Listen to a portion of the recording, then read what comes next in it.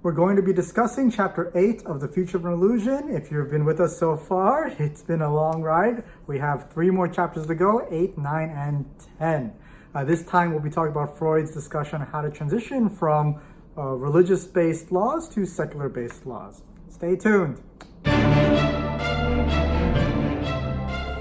Hello, welcome to Chez Eric, where we talk about psychiatry and religion with a focus on how to apply it to your life.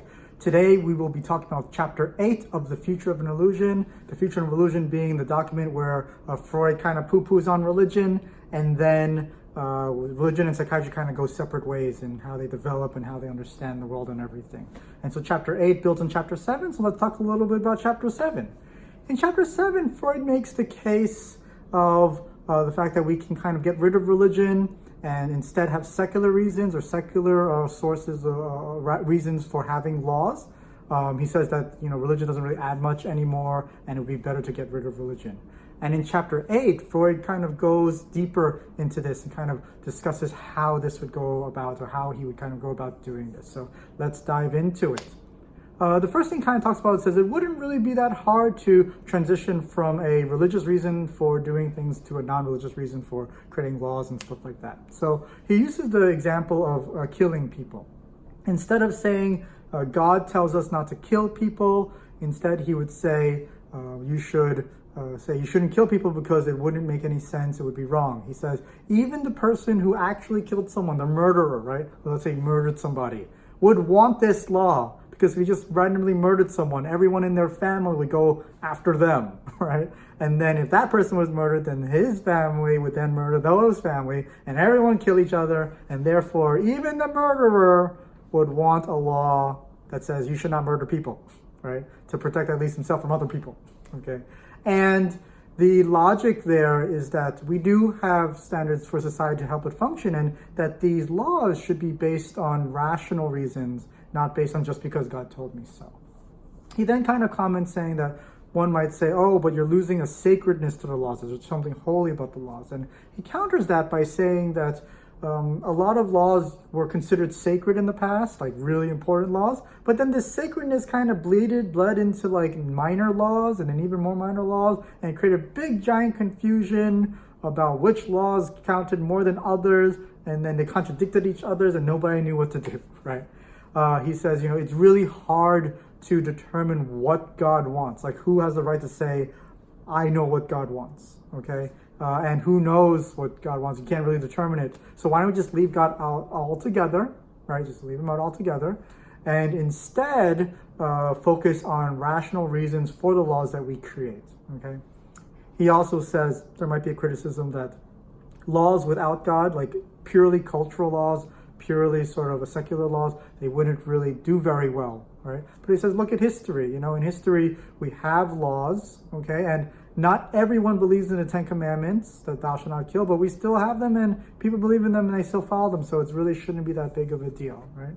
And then he kind of goes into a discussion about, what exactly is happening with religion?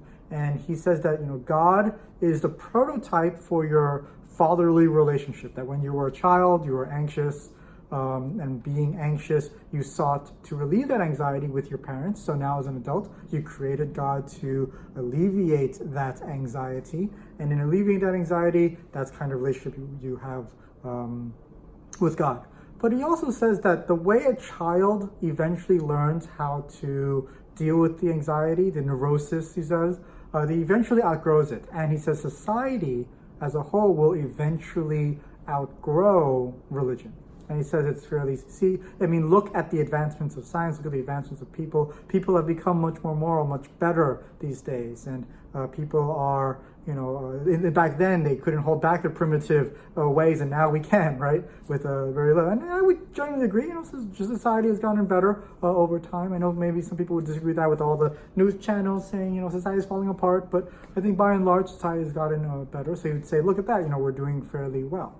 And he would kind of say we should instead seek to use rational basis for our laws, rational reasons for our laws, instead of a religiously moralistic reason for them. Because when you have religious wish-making and religious sort of ideals, you kind of have a distortion in reality.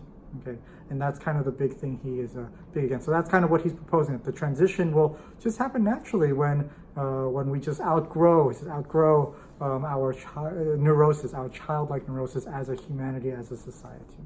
So that's Freud's big sort of thing. I find it interesting, Freud's sort of analysis of the way the world is moving, right? Kind of pointing to how we're doing better, right? And in my view, there are really two fundamental questions here, right, that need to be answered to kind of understand kind of what's going on. The first question is, are people fundamentally reasonable, trustworthy, or rational, right? Because Freud is putting a lot on the belief that people can be reasonable and rational and reasonable, right? Reasonable, rational. There's the third one. I'm gonna look it up. Good. Good, rational, and reasonable. That's what Freud is kind of saying. He's saying that people are good, rational, and reasonable. He's putting a lot of faith in that. So the first question is, are people actually like that? Is that fundamental to human nature? And the second question I want to ask is, does God exist, right? And based on how you answer these two questions, we have a different way of viewing what Freud is kind of proposing.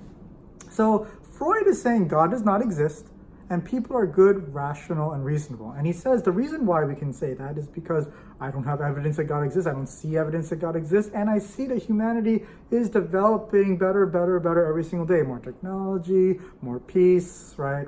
More sort of a collective sort of work on things, right?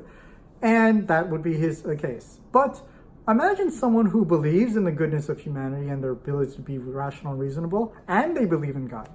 They may say that God helped us become this way, and we can be even more reasonable, more good, and more rational if we pursued God. And look at how good society has been, right? The same sort of observation that we have. And now let's also look at the possibility of, that society isn't fundamentally good, isn't fundamentally rational, right? And that it isn't fundamentally reasonable, but God exists. Then one might say that, obviously then God took us being sinners, right, bad people, not rational, and then made us better to be the great society that we are today, with lots of, technology and food for everybody and abundance and growth and all this stuff, right? And I would use the same observation for that argument. And then finally, if you don't believe in the goodness of humanity, you don't believe in rational reasonableness, and you don't believe God exists, then you have a fairly negative view on humanity as a whole.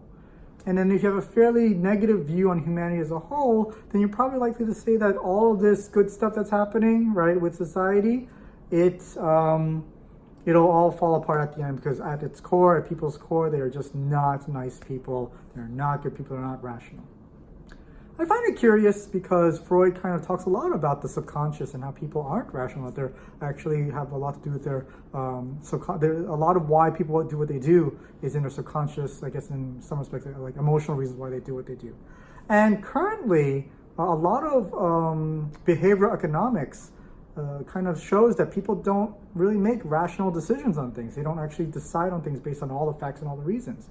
And I would say it's largely because people are, they need to use a lot of energy to be rational, so therefore it's easier just to not be rational about things. Just buy the thing because it makes you feel good, right? Go to this event because it makes you feel good. There's not much thought about that, right?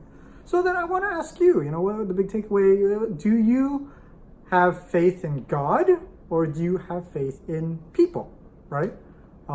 If you have faith in God, what does it mean to have faith in God if God doesn't exist? And what does it mean to have faith in people if people don't, let's say, deserve that faith, if they're actually, not that great, right? What does all of this look like? That's the question I have for you. What does it mean to have faith in things? Because Freud is putting his faith in people, and theists, people who believe in God, are putting their faith in God as they move forward in life and understand how life works and all this stuff. So what does it mean to put faith in these two amorphous entities?